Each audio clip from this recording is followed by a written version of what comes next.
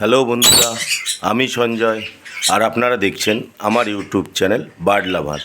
আর আপনারা প্রত্যেকেই জানেন আমার চ্যানেল মানেই নতুন কিছু জানা, নতুন কিছু শেখা। তো বন্ধুরা, এখন ব্রিডিং সিজন চলছে। তো এই ব্রিডিং সিজনে আপনি সব কিছু ঠিকঠাক করেছেন, করার পরে পাখির কৃমি থেকে শুরু করে পাখির পর্যাপ্ত পরিমাণ খাবার সব কিছুই আপনি দিয়েছেন। তারপরে দেখলেন আপনি যে আপনার পাখি ডিম ফুটেছে এবং ডিম ফুটে দেখা গেল 3টে থেকে 4টে বাচ্চা বেরিয়েছে।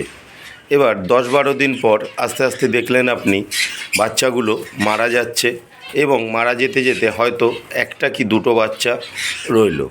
তো বন্ধুরা, আজকে মূলত আমি এই বিষয়টির ওপরেই আলোচনা করব যে আমাদের নিজেদের ভুলেই কিন্তু অনেক সময় আছে পাখির বাচ্চা মারা যায়।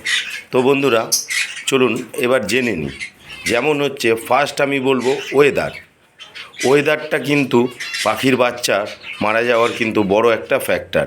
যেমন বর্ষাকালে কিন্তু যদি কন্টিনিউ বৃষ্টি হয়, সেই সময় যদি আপনার পাখির হাঁড়িতে বা ঝুড়িতে যদি বাচ্চা থাকে আর ওয়েদার যদি ঠান্ডা হয়ে যায়, হঠাৎ ও গরম থেকে যখন ঠান্ডা চলে যাবে, তখন কিন্তু ওর কিন্তু পাখিটার কিন্তু শরীর খারাপ হয়ে যাবে, যার ফলে পাখির বাচ্চাটা কিন্তু মারা যাবে।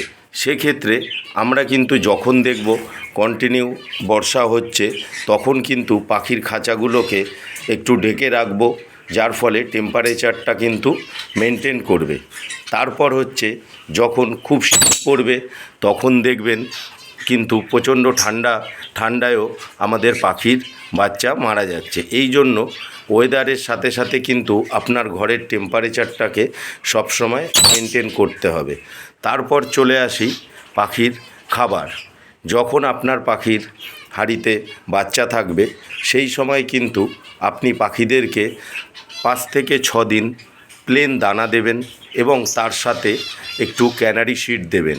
সেই সময় কিন্তু আপনি সানফ্লাওয়ার, কুসুম দানা এই সব জাতীয় খাবার কোনো মতেই দেবেন না।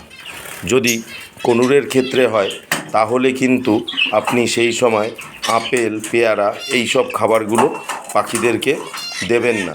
তার কারণ হচ্ছে এই সব খাবারগুলো পাখির ওই ছোটো ছোটো বাচ্চারা হজম করতে পারে না, যার ফলে কিন্তু আপনার পাখির ওই বাচ্চাগুলো মারা যায়।